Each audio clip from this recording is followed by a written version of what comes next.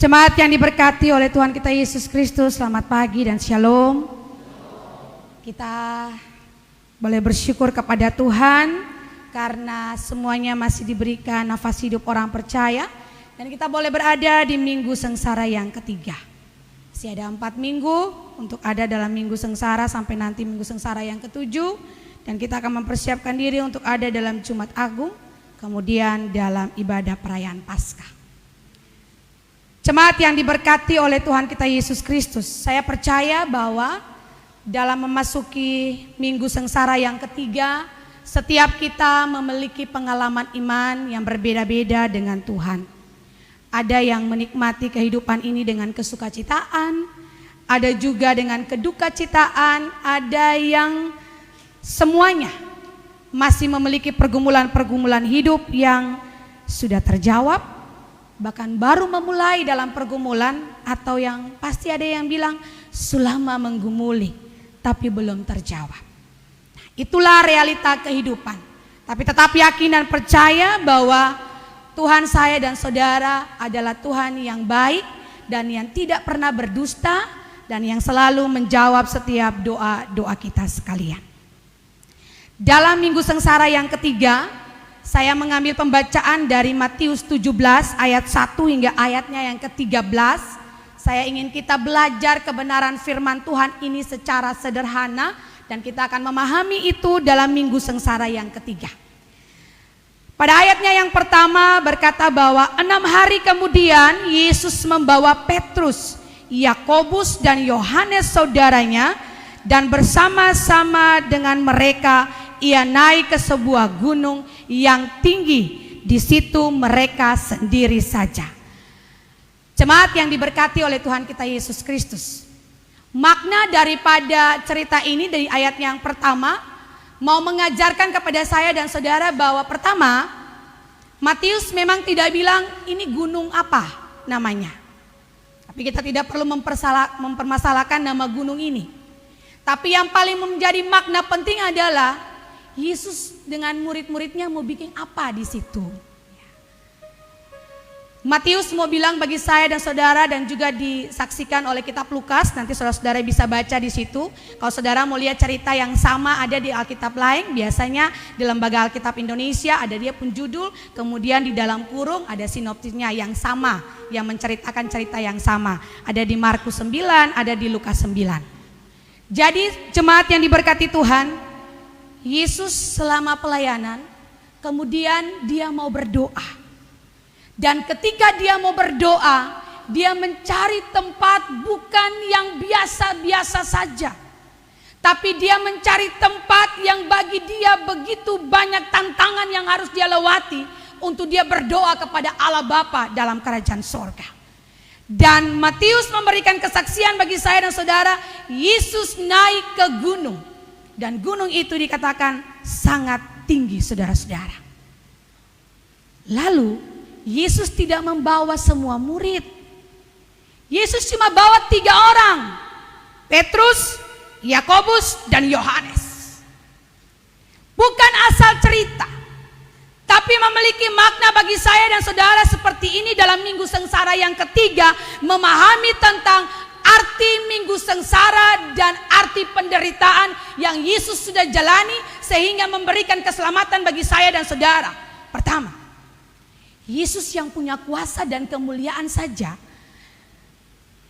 Yesus mau berdoa tidak senang-senang. Tapi antua harus berjalan sejauh mungkin dengan penuh tantangan. Naik gunung itu bukan hal yang biasa-biasa. Bapak Ibu sudah pernah merasakan kan pada waktu kerusuhan, mau pergi kerja lewat gunung itu mau pergi kerja. Yang begitu banyak tantangan harus melewati banyak hal. Dan Yesus punya mengalami hal demikian. Ada dingin, ada badai, bahkan mungkin bertemu dengan hal-hal yang tidak dia inginkan dengan murid-muridnya. Tetapi Yesus tidak putus asa. Dia memiliki tujuan yang luar biasa bahwa beta mau naik gunung. Dengan tujuan untuk berdoa, mengungkapkan semua perasaan hatinya kepada Allah Bapa dalam kerajaan sorga, mengenang hari-hari ketika nanti dia mau ada di tiang kayu salib. Jadi kalau ketong dengar cerita jauh sebelumnya tentang penderitaan Yesus ya.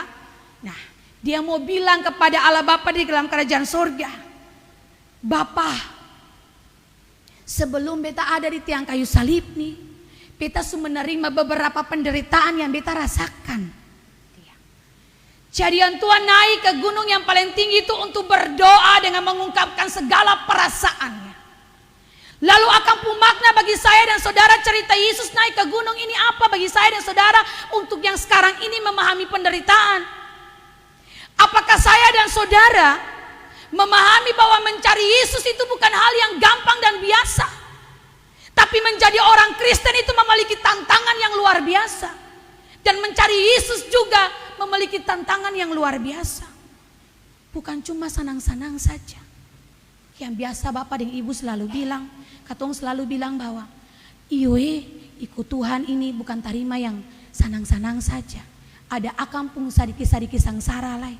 Bahkan ada juga yang bilang akan sangsara terlalu banyak.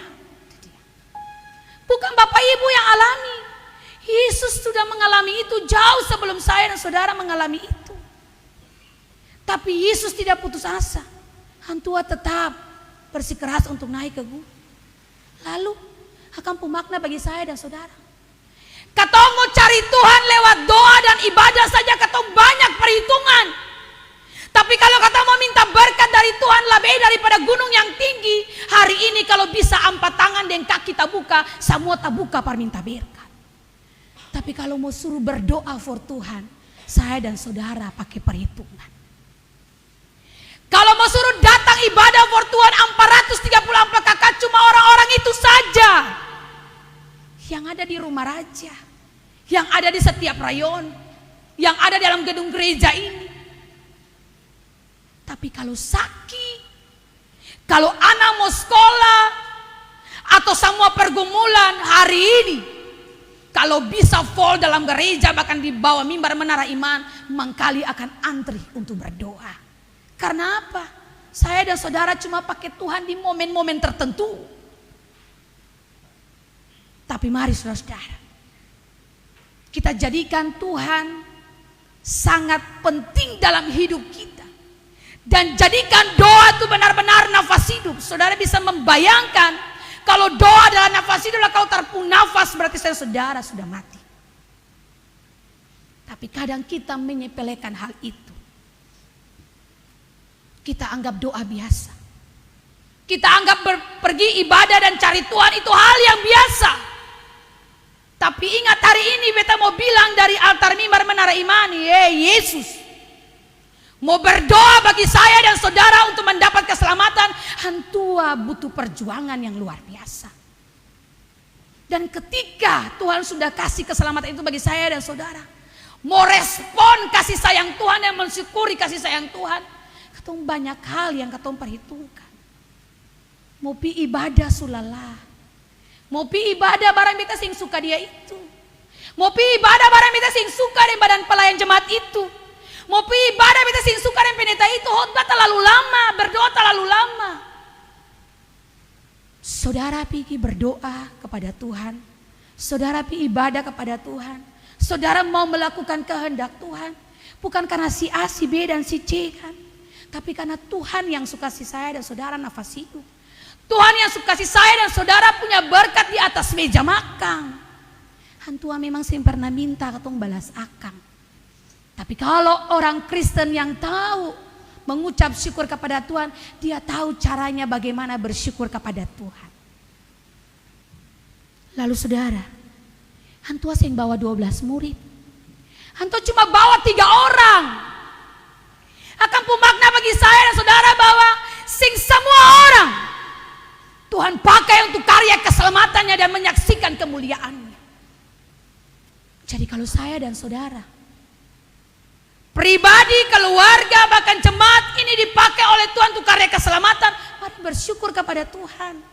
Jangan banyak mengeluh. Cuma 3 orang, ya, Petrus, Yakobus dan Yohanes. Kalau cerita historis memberikan gambaran bahwa 3 murid ini yang paling dekat dengan Tuhan selama 3 tahun Yesus pelayanan di dunia. Dong tiga ini yang paling memiliki hubungan yang paling akrab dengan Tuhan. Istilahnya sudah paling mengenal Tuhan dan Tuhan bawa dong tiga ini. Lalu juga kesaksian Alkitab bilang, kalau cuma satu orang saja mau bersaksi akan sing kuat. Tapi kalau 2-3 orang bersaksi akan kuat di situ. Nah, itu historisnya seperti itu. Tapi dia pun makna bagi saya dan saudara. Apakah saya dan saudara menjadi Petrus, Yohanes dan Yakobus yang akan dipilih oleh Tuhan selama saya dan saudara hidup di dunia ini untuk menjadi orang-orang yang bisa dipakai oleh Tuhan untuk karya keselamatan? Saya selalu bilang, ada berjuta-juta orang Kristen di dunia ini, tapi tidak semua orang Kristen dipakai oleh Tuhan. Jadi kalau saya dan saudara memiliki pergumulan hidup, ada persoalan, wajar sebagai manusia kita bertanya kepada Tuhan, Tuhan kecewa dan putus asa. Tapi hari ini saya mau bilang bahwa kalau sampai itu terjadi, maka saya dan saudara adalah orang yang paling istimewa yang dipilih oleh Tuhan untuk menyaksikan karya keselamatannya. Sampai 3 orang ini dipilih, saudara-saudara. Saya percaya pada waktu itu dong 3 juga akan memiliki perasaan yang sama. Kalau bisa berdoa di tanpa dekat, kenapa mesti berdoa begitu jauh? Yesus mau mengajarkan kepada mereka bahwa kalau Ale bilang Ale mau ikut beta, ini resiko. Kalau Ale bilang Ale mau percaya beta, ini resiko bahwa segala sesuatu bukan yang senang, tapi memang dia banyak tantangan dan penderitaan. Kalau memang hari ini saya dan saudara bilang ketemu percaya Tuhan Yesus dan benar-benar percaya bahwa jalan salib adalah jalan keselamatan, lakukanlah sama seperti yang dilakukan oleh Yesus dan murid-muridnya. Naik sampai di gunung yang paling tinggi, di level yang paling tinggi, di pergumulan hidup yang paling tinggi. Sampai mungkin saya saudara akan bilang bahwa kita sudah sampai di tahap ini Tuhan. Tapi bukan berarti saya saudara menjadi orang yang putus asa. Saya yakin bahwa kalau Yesus hari itu memiliki sisi kemanusiaan, dia pasti akan putus asa. Naik gunung sasulala, belum lagi dapat tantangan-tantangan yang lain. Saya dan saudara sekarang kan Tuhan yang suruh. Mau cari on tua harus pindah gunung yang tinggi, gunung Tahola kah, gunung yang mana kah yang ada di Paso? Tidak kan? Hantua cuma bilang, kalau ada kamar pakai kamar untuk berdoa. Kalau ada persekutuan ibadah tolong datang. Ini sampai sutanggung oto jomar susah datang para ibadah. Hari ini saya mau bilang dari altar mimbar menerima, stop pakai oto jemput umat. Tuhan sendiri saja yang punya kuasa dan kemuliaan ajar ketong bahwa cari Allah Bapa dalam kerajaan sorga. Butuh saya dan saudara punya perjuangan supaya apa? Menghargai hidup, menghargai proses hidup ini. Jadi kalau cari Tuhan bukan senang-senang. Saya dan saudara sekarang mau datang ke Tuhan ibadah gampang, ada mobil, ya. Untung baik ketemu pendeta di gereja Menara Iman, saya pakai mobil, emang kalau sekarang mana penjabat yang luar biasa. Ini. Pakai ojek dan sebagainya. Sudah paling gampang. Tapi mau datang cari Tuhan, ada banyak hal yang dipikirkan. Seandainya kalau Tuhan juga memiliki pikiran yang sama dengan saya dan saudara, apa jadinya hidup saya dan saudara? Apalagi para ketua badan pelayan jemaat ini, para pelayan mengakui kok Tuhan, mengaku mau kerja orang tua, tapi kadang dalam tugas tanggung jawab pelayanan nol besar. Jago bicara, tapi bikin nol. Ada apa-apa cepat putus asa. Ada apa-apa cepat tersinggung. Ada apa-apa susah mau kerja. Ale mengaku bukan para sapa-sapa. Ale mengaku para Tuhan Yesus untuk tugas tanggung jawab pelayanan ini. Bikin akang baik-baik. Tuang-tuang hati. Kembali juga bagi saya dan saudara sebagai umat. Sing bisa hitung yang antua kasih. Tapi kalau memaknai bahwa menjadi orang Kristen bahwa jalan salib memang penuh dengan penderitaan tapi membawa keselamatan. Mulai hari ini dalam minggu sengsara yang ketiga, yang mulu biasa mengeluh, yang mulu biasa perhitungkan yang banyak hal, yang mulu biasa suka membandingkan banyak hal, cukup sampai di sini. Hal yang beta pun salah. Ale dan beta pun kekurangan. Ale dan beta pun pergumulan. Mari sama-sama menggumuli itu. Saling mendoakan satu dengan yang lain. Supaya kata orang memang sama-sama dipakai sebagai Petrus, Yohanes, dan Yakobus. Yang berikut saudara-saudara. Lalu Yesus berubah rupa di depan mata mereka. Wajahnya bercahaya seperti matahari. Dan pakaiannya menjadi putih bersinar seperti terang. Yesus tidak berubah wujud. Tubuhnya tidak berubah. Rupanya berubah karena ada cahaya sinar matahari. Seperti sinar matahari. Cahaya ilahi dari sorgawi. Yang menyinari wajah Yesus. Bahkan menyinari murid-muridnya dan sekitarnya di situ. Dia punya makna bagi saya dan saudara. Mari jadi orang Kristen. Berdoa supaya hidup ini juga disinari oleh wajah kemuliaan Yesus Kristus. Mari jadi orang-orang Kristen yang hidup bersinar. Supaya jadi sinar bagi orang lain. Supaya ketika sinar Allah menyinari hidup saya dan saudara, kita berada di mana saja, orang lihat ketumpung kehadiran oleh orang bersyukur dan berterima kasih. Kampung makna bagi saya dan saudara demikian. Jadi ketika cahaya itu menghampiri wajah Yesus, dia menyebar untuk murid-muridnya, bahkan juga untuk lingkungan yang ada di sekitar itu. Hidup saya dan saudara harus demikian. Tapi realita yang terjadi, ketemu bukan hidup menjadi cahaya-cahaya kemuliaan Tuhan. Tapi ketemu banyak hidup dalam kegelapan. Akhirnya saya saudara punya muka tidak bercahaya, tapi menjadi muka-muka yang berkerut. Muka-muka yang lihat putus asa. Muka-muka yang tidak ada pengharapan. Tapi hari ini, dalam minggu sengsara yang ketiga, mau bilang bagi saya dan saudara bahwa janji Tuhan ya dan amin. Dia tidak pernah berdusta untuk setiap pergumulan saya dan saudara. Tinggal bagaimana saya dan saudara. Kalau Antua sukasi sinar kemuliaan itu, jaga akang baik-baik. Bikin muka baik-baik, bikin mulu baik-baik, bikin otak baik-baik, bikin kalakuang baik-baik. Supaya memang benar-benar memiliki sinar kemuliaan itu. Lalu akan menyinari semua orang yang ada di sekitar saya dan saudara. Bukti besar, saudara gantung lampion, bukan cuma menyinari saudara punya depan-depan rumah, tapi akan jadi terang persepanggal yang ada di muka gereja ini. Yang lihat juga hati berwarna-warni. Lalu orang, apalagi saya yang suruh menggantungin dia, lah bikin pelayanan lah jo warna-warni, jangan bikin pelayanan pak balas dengan warna-warni itu. Seperti demikian. Sederhana memahami kebenaran firman Tuhan, tapi kadang mau bikin akang susah-susah gampang kalau supahami. Kadang ketong juga muka ada tidak bercahaya, tidak bersinar, wajar. Karena apa? Saya dan saudara banyak pergumulan. Ada yang sakit, ada yang masih memikirkan anak-anak cucu sudah pekerja kah belum. Ada yang berpikir bahwa beta ini sutua, kira-kira beta punya anak-anak ini hidup bagaimana ke depan. Ada yang punya pergumulan secara fisik, pergumulan secara batin. Tapi hari ini, lewat kebenaran firman Tuhan, saya mau bilang bagi kita semua, bagi saya, bahkan juga Bapak Ibu saudara-saudara sekalian, itu bingkai kehidupan. Tuhan mengizinkan itu terjadi supaya apa? Saya dan saudara menghargai kehidupan. Dan ketika kemuliaan Tuhan itu ada, saya dan saudara tahu bagaimana artinya perjuangan hidup ini untuk mendapat keselamatan itu. Yang berikut saudara-saudara, maka nampak kepada mereka Musa dan Elia sedang berbicara dengan dia.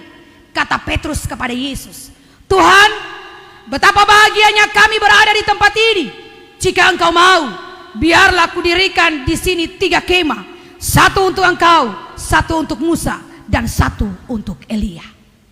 Saudara-saudara yang diberkati oleh Tuhan kita Yesus Kristus, dialog antara Petrus dengan Yesus ketika Petrus menyampaikan hal ini ada makna bagi saya dan saudara.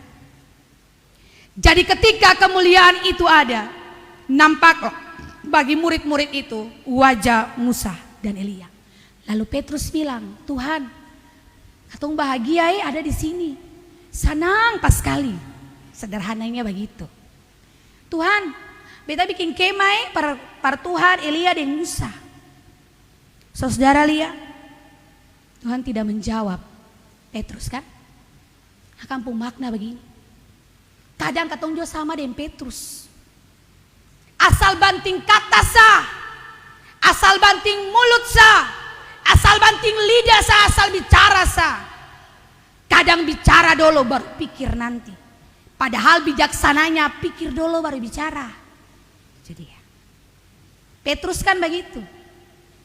Kadang Petrus itu menjadi murid yang kadang terlalu tunjuk hebat. Ada dia jadi aman. Jadi ya. Petrus pengkelakuan begini. Makanya dia bilang, senangnya Tuhan, saya dan saudara juga demikian. Kadang kalau dapat segala sesuatu dari Tuhan, saya saudara bilang, ayo enak ya Tuhan. Mau bikin apa saya katong bikin. Mau banting mulu asal banting sah, barang senang nih. Tapi ketika ada dalam segala sesuatu pergumulan, saya saudara tidak akan pernah mengeluarkan kata ini. Ya. Mungkin sedikit orang yang ketika dapat pergumulan hidup dia bilang bersyukur Tuhan.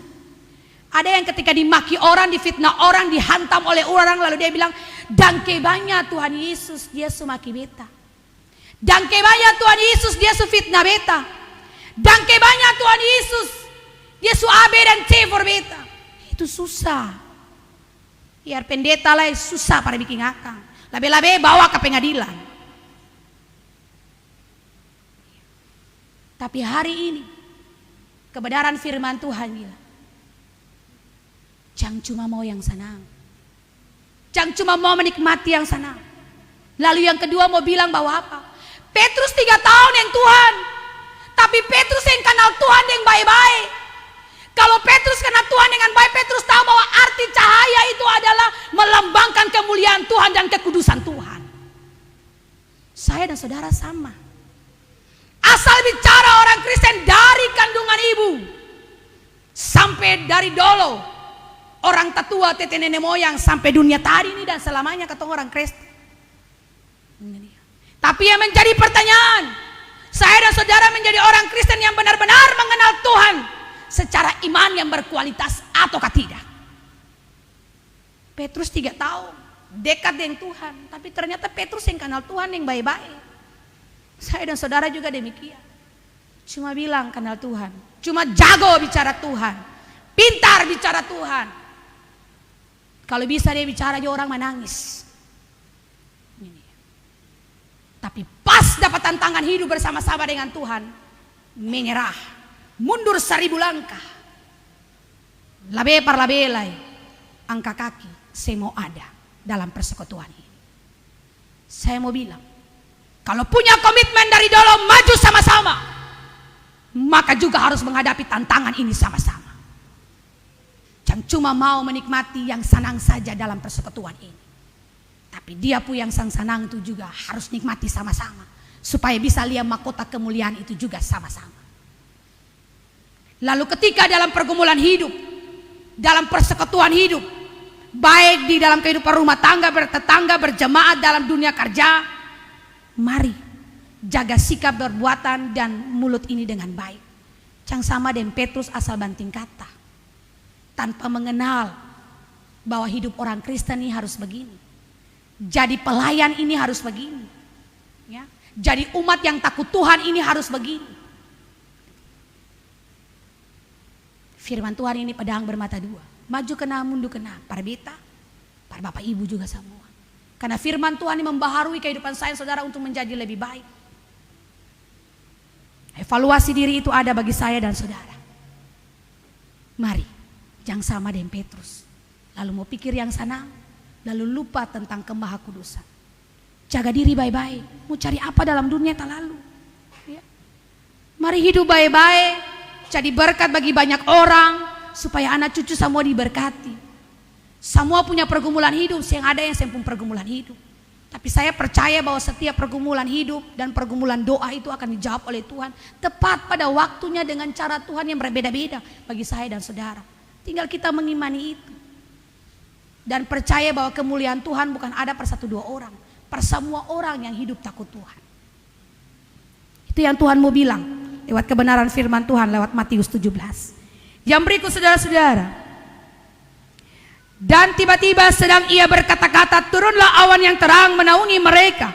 Dan dari dalam awan itu terdengar suara yang berkata, inilah anak yang kukasihi, kepadanya lah aku berkenan, dengarkanlah dia. Di wajah murid-murid tadi ada Yesus, Elia, dan Musa. Tapi kemudian ada suara yang didengarkan oleh mereka. Inilah anakku, dengarkanlah dia. Pesan bagi saya dan saudara. Tuhan punya kuasa dan kemuliaan. Hari ini mengajarkan saya dan saudara. Antua su kasih tali nafas hidup ini. Antua su kasih saya dan saudara punya pergumulan. Antua su jawab semua. Antua su tolong sampai di detik pagi hari ini. Saya minta banyak. Sama dengan suara yang didengarkan oleh murid-murid di gunung itu. Dengar saja jua tuang. Dengar antua sa tuang hati. Antua belum suruh bikin. Dengar saja.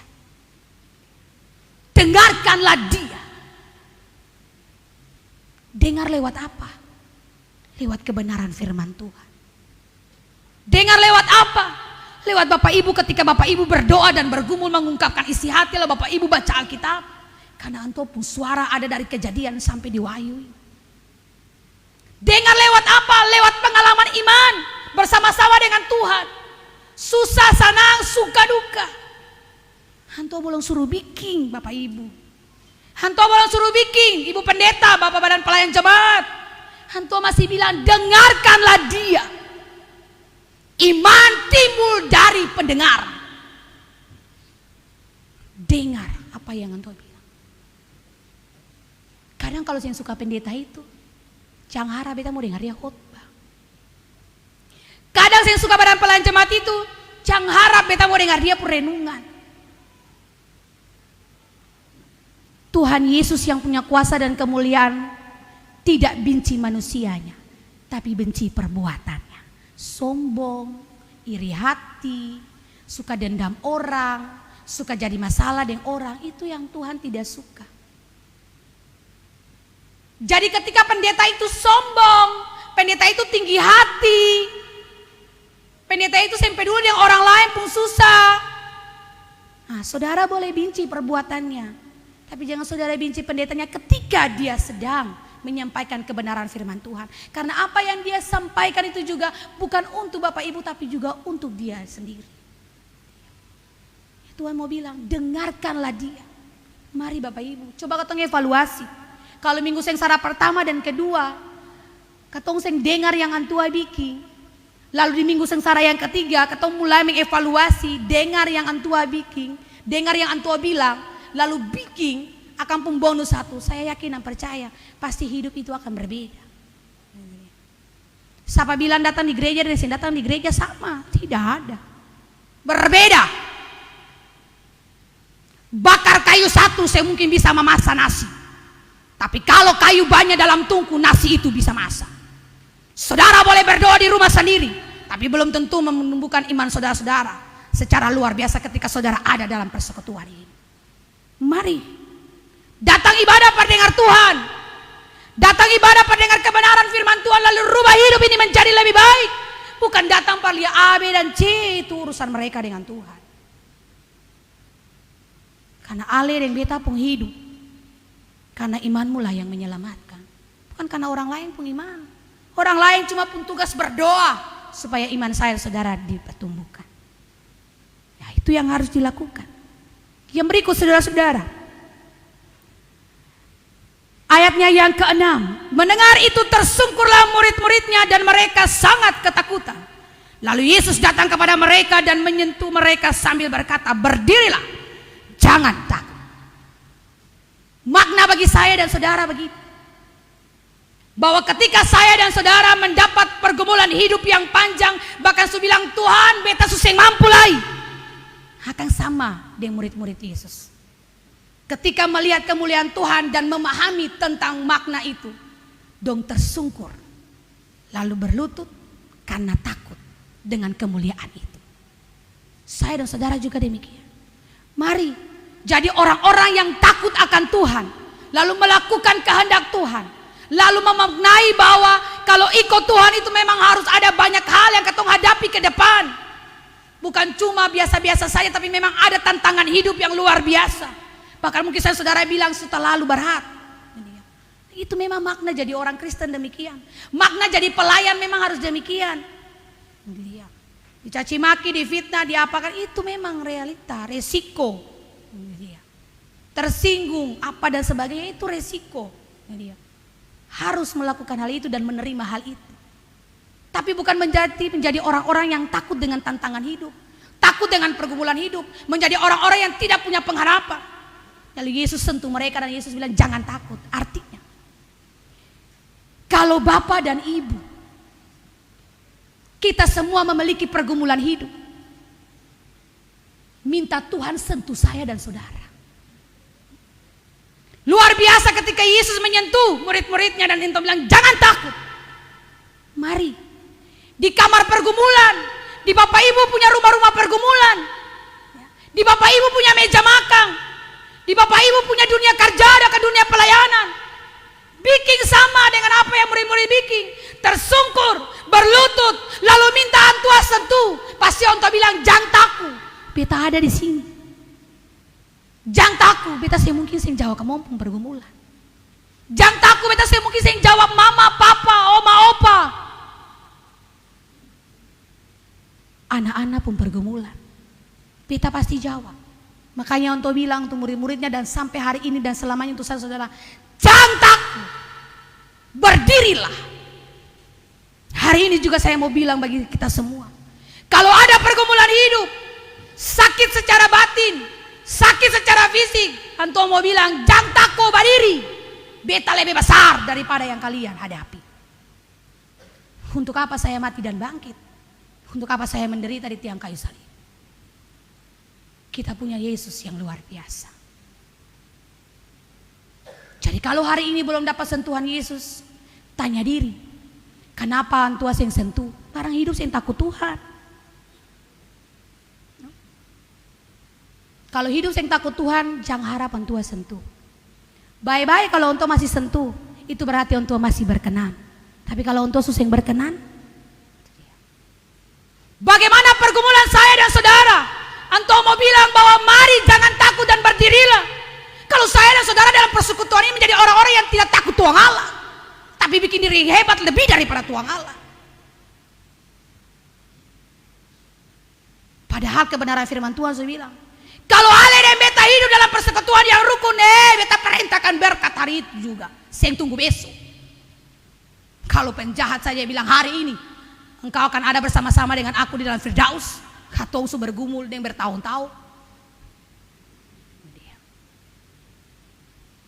Tapi saya juga yakin dan percaya, dari 1000 orang, kalau 10 hidup takut Tuhan, Hantua masih adil untuk mendengarkan hal itu. Jadi mari 430 KKR, 1700 jiwa nih yang bolong hidup takut Tuhan Allah, yang mau cari Tuhan yang sampai di Gunung Tahola, mari sudah. Jangan tunggu Tuhan panggil pulang dulu atau Tuhan undang dulu baru mau datang. Sampai kalau Tuhan undang tuh berarti yang ada nafas. Jadi kalau Antua masih kasih nafas tuh, ada rumah raja, ada rumah-rumah yang mau datang berdoa, mari datang berdoa. Dan tunggu sakit dulu baru kita tahu, kita anggota jemaat ada di sini. Ini dia. Ujung-ujung terima uang dia. Tapi mau datang di gereja pun susah. Minta pelayanan dari gereja luar biasa, tapi kalau mau datang cari Tuhan, akan susah sekali. Padahal bukan datang gereja cari pendetanya, datang di gereja cari Tuhan.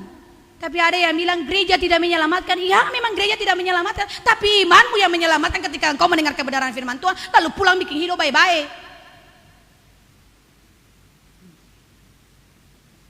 Pergumulan ini mau dijawab, berdirilah dan jangan takut. Separuh takut, separuh bikin diri yang takut. Separuh ada pergumulan, separuh lagi menghakimi di luar. Mau jadi apa dengan hidup? Mau jadi apa dengan doa? Mari rubah kelakuan.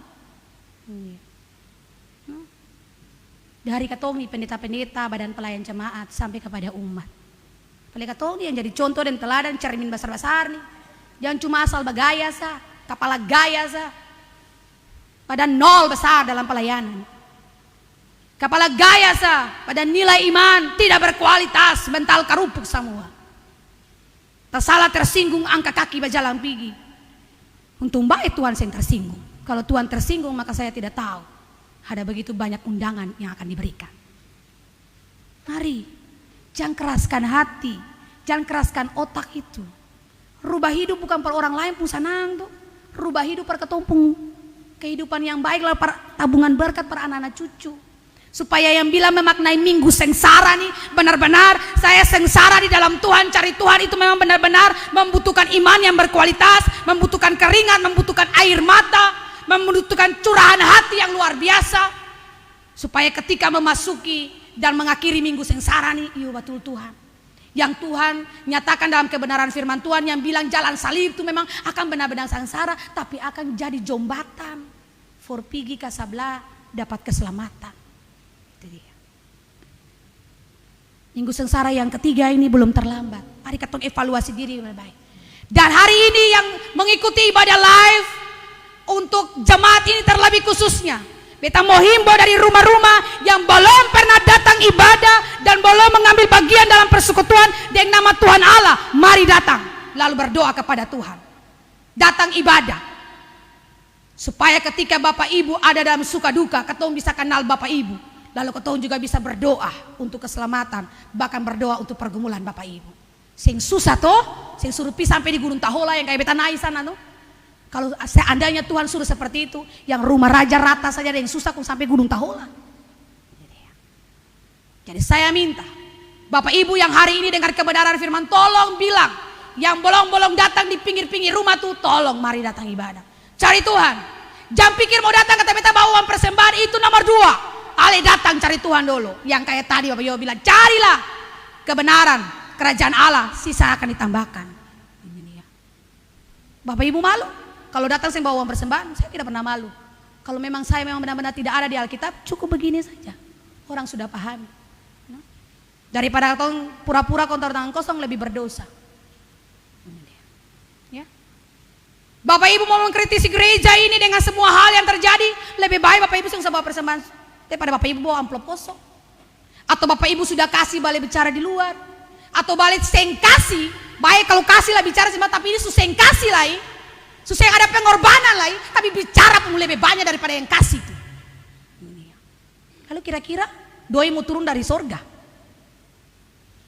mau dapat dari pemerintah bikin proposal.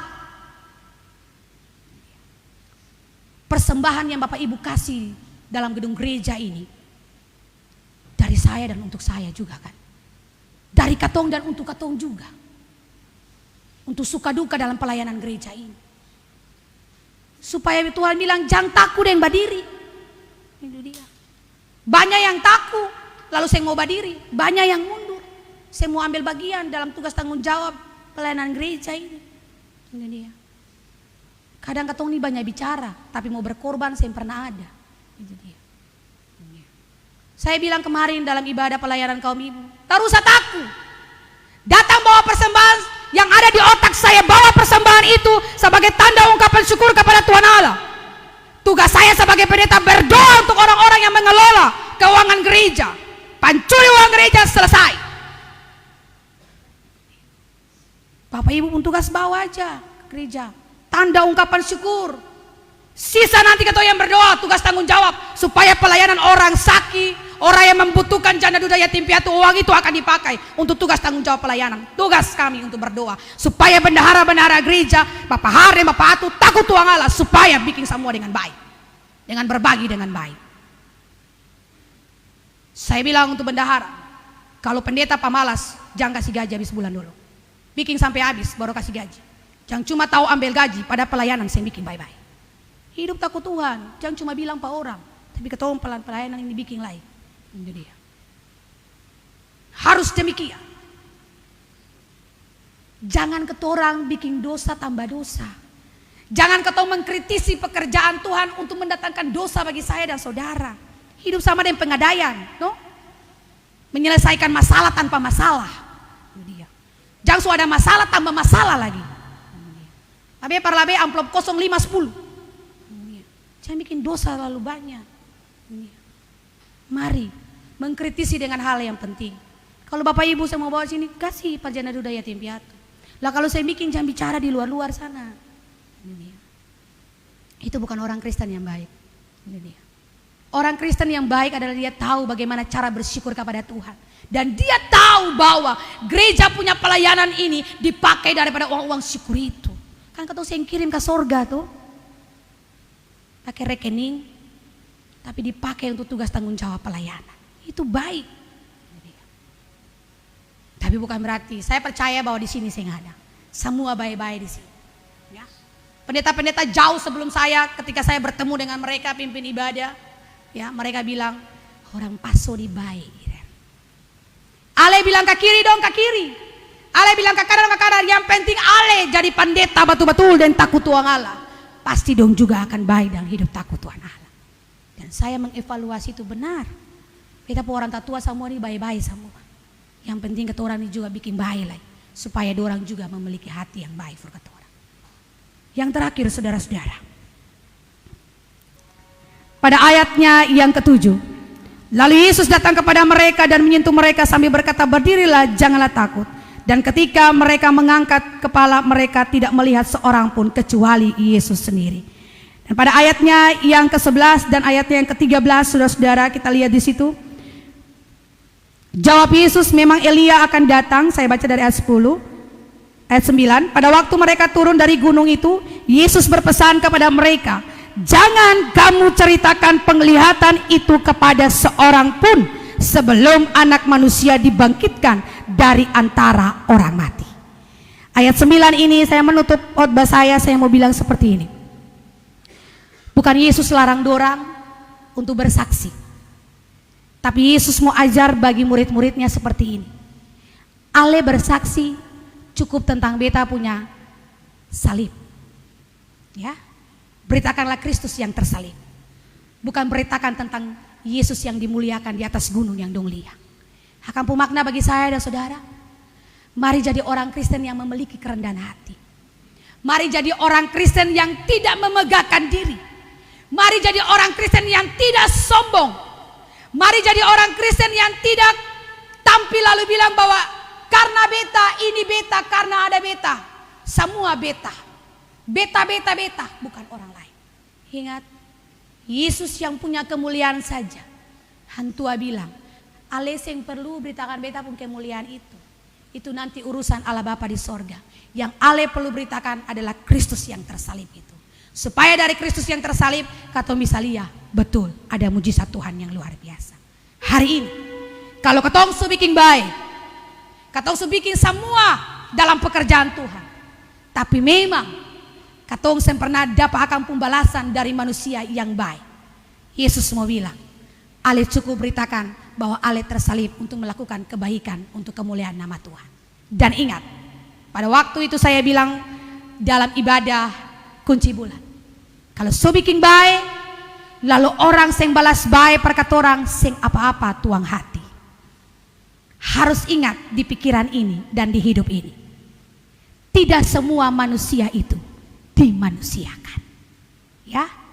Jadi kalau sebikin baik, orang yang balas baik, ingat, tidak semua manusia itu dimanusiakan. Artinya, kalau manusia itu dimanusiakan, dia tahu bagaimana hidup, saling mengasihi, saling menghargai, saling menolong satu dengan yang lain. Tapi kalau manusia itu tidak dimanusiakan, berarti dia cuma pun hidup bisa jadi batu sandungan dalam hidup orang lain. Tuhan memberkati jemaat ini memasuki minggu sengsara yang ketiga, memahami bahwa mengikut Kristus walaupun ada jalan salib, ada pergumulan hidup, tapi yakin di ujung sana saya dan saudara menerima cahaya ilahi yang Tuhan berikan bagi saya dan saudara secara pribadi, keluarga, kerja kita, pergumulan hidup kita, bahkan juga dalam negeri dan jemaat ini. Amin.